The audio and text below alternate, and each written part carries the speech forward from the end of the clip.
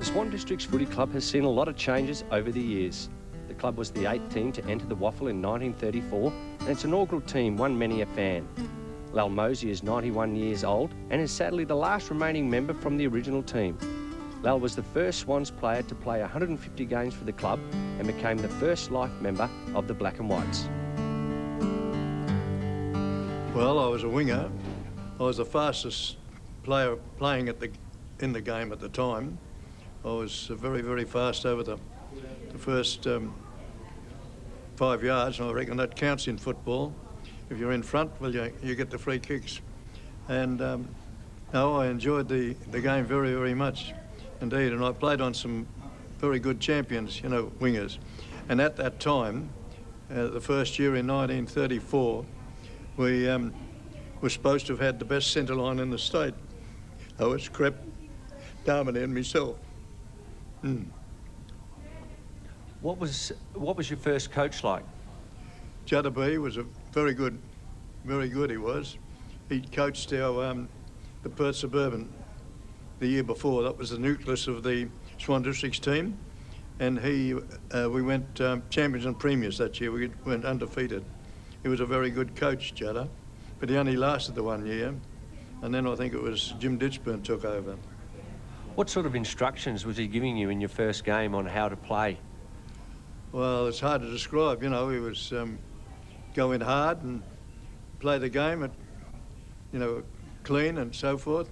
But he was a good, he played himself, so he was a playing coach, and he helped a lot. But the best ever I helped when I played a game was when I got into stateside, and Hayden Bunton Senior was the captain, and he was that good. He was playing everyone's game, telling them, righto, go in Mose, right, stay out, you know, and everything like that. And he's playing his own natural game. He helped me, improve me a lot in that 2 games that I played with the state for him. You mentioned you had a running background. Did you do any sprinting or anything like that outside football? I was a champion, well, up to 75 yards. No one could beat me in the state. I remember my father offered £100 to anyone that would challenge me, but I didn't get a challenge. What was it like back then playing in the first inaugural team for Swan Districts?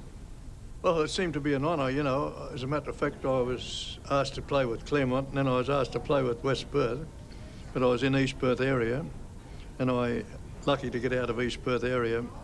I didn't want to play with them, and they gave us an amnesty if we played with their Bassendean Guildford's PSA, Perth Suburban, that we could go up irrespective of where we lived.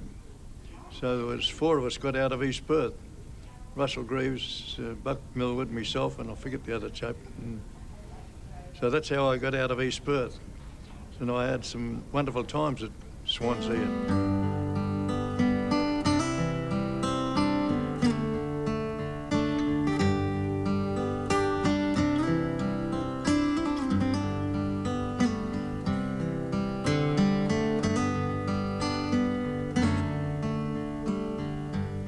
Lal, we managed to put the first side together here on the whiteboard. Yeah. Do you remember some of those great names and about the game? Oh, yeah. Judder B, Shinny Dawes, there's Sweet Apple, and Millwood. He got a clearance from East Perth, the same as with Russell Greaves and myself. Georgie Crip won a stand-over medal. Russell Greaves come from East Perth. He was a champion centre man. There was quite a few from Midland in there. They call you Lal, but you're put down on the board as H. What was H stand for? Henry. My name is Frederick Henry. And those days, my father's name was Fred. Instead of getting Fred and Alfred, well, those days, Henry used to get Harry. And that's where I got the Harry from. It was always Harry. Right. And only had 19 men back then. Do you think you needed a few more players? Well, we could have, yes. I think we could have had a couple of more reserves, but we managed quite well.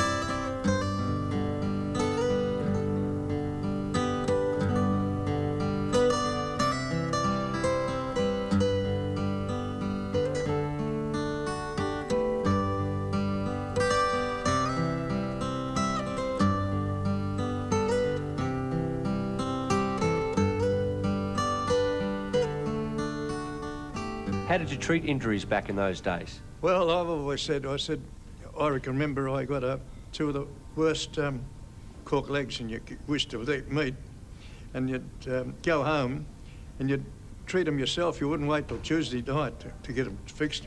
You'd go home and put, one thing to get a cork leg out was to put a cold towel on your leg going to bed with a dry one over it to stop the wetness. And in the heat of your body, it caused that a warm one in the morning. You'd get up when it was quite warm. And the bruise would go right down out of your, out to the bottom of your legs. So it was very important to treat injuries yourself back as well. At that time, yes. Mm. So that it was that important to you to make sure you're on the track next week. That's right. Mm. We did a lot ourselves those days, Yeah. How many times did you train, Hal? How many times did you train a week? Tuesday, Thursday. And of course, sometimes we'd come down of a Sunday morning and have a get-together or might have a kick or something like that. But mainly Tuesdays and Thursdays. Were you working then as well? I worked in the Midland workshops for 40-odd years.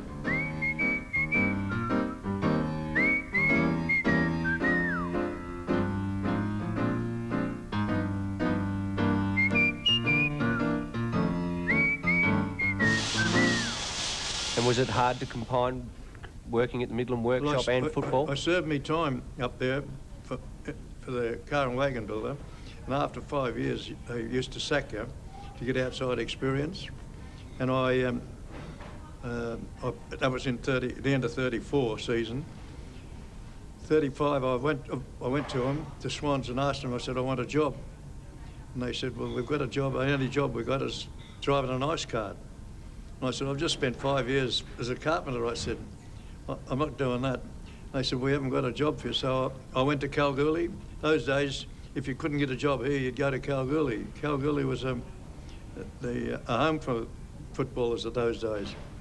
But I went up there to Kalgoorlie and I managed to get a job in the mine as a carpenter on my own behalf. And then I went round to the clubs and see who wanted to sign me on. And I signed on with Kangas. That's the railways in Kalgoorlie. They gave me £50 and 10 shillings a week. And I put in 3 applications for a clearance from Swans and they wouldn't clear me. So I came down to see why they wouldn't. And they said, there's a job here waiting for you at Douglas Jones's in Guildford as a carpenter. So I was there for 6 months. And then I saw an ad in the paper where they wanted them back at the workshop. So I went back there and I stayed there forever since, till I retired in 73. But the last 5 or 6 years, I was in charge of the standard gauge train out at Forestfield. Was it difficult combining football and work as well? No, it wasn't. It was quite easy, You might knocked off a half an hour or so earlier, but we used to travel by train, and it was always knock off just in 5 minutes before to get a train, Did most of the other players work up at Midland as well? Oh, there was quite a lot of... It was a home for the Swan Districts Football Club.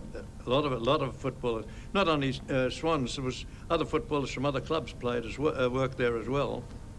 George Mears from East Fremantle, Jack Woods from East Perth, what's his name, champion half-back for West Perth. They all worked up there. So you didn't mind socialising with the opposition a little bit as well? Well, that was the benefit of it those days. You'd be enemies on the ground and you'd start to say, well, these two are going to fight. But as soon as you're going off, especially Harry Davey from Perth, they'd say, well, both of us was pretty rugged, and they'd say they're going to fight. When you're coming off the ground, Harry'd say, there's a sports meeting at Chidlow's, I want to borrow your running shoes, Lal. So, you were mates. Yep. Mm. I had some very good mates from all the different clubs. Mm. How hard was the footy then, do you think? Well, there wasn't so much handball those days. I mean, it was kicking, and it was faster, I reckon. But nowadays, to me, it's quite easy for an umpire. I took umpiring on during the war, and to me, the umpire doesn't have to run as fast. You get it now. They handball it round in a circle, and the umpire's standing still. He doesn't do as much exercise as what we used to do it. So was it normal for a player to have a stint at umpiring? Oh, well, at those days, yes. There was quite a few umpires that played the game that umpired.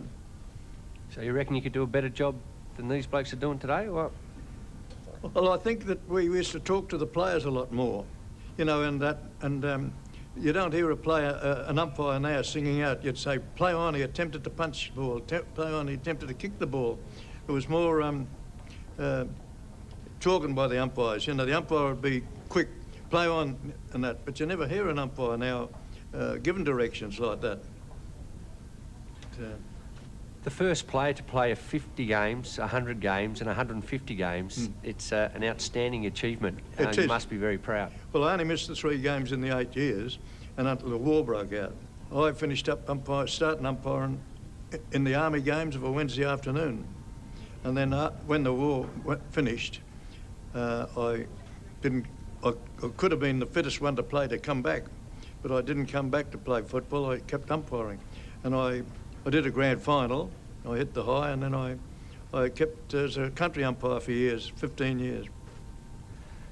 The inaugural team in 1934, were they some of your best friends throughout your whole life? Oh, yes. One of them was a great friend of mine, Bonnie Sweetapple. We bought our first car together. It was an old model Ford. And I can remember him saying, come on, we'll take it home and show our wives. And I said, no, the first thing I want you to do is to go down to the club. He said, what do you want to go down there for? I said, never mind, just take me down to the club. They brought me down here and I went into the office and I said, I want the contract to take the Guernseys to the home away games. And they said, what are you going to charge us? I said, £1 a week. So they said, righto, you got it. So we got that. And then the first time we went, it was a funny thing. We went at Fremantle and going up Swan Hill, remember where the fire brigade at the top of the hill? The old 2-model Ford wouldn't fill up. I said to Bonnie, I didn't drive anything. I said, they told me the strongest gear is reverse. So we turned around, we went up backwards. People wouldn't believe that nowadays.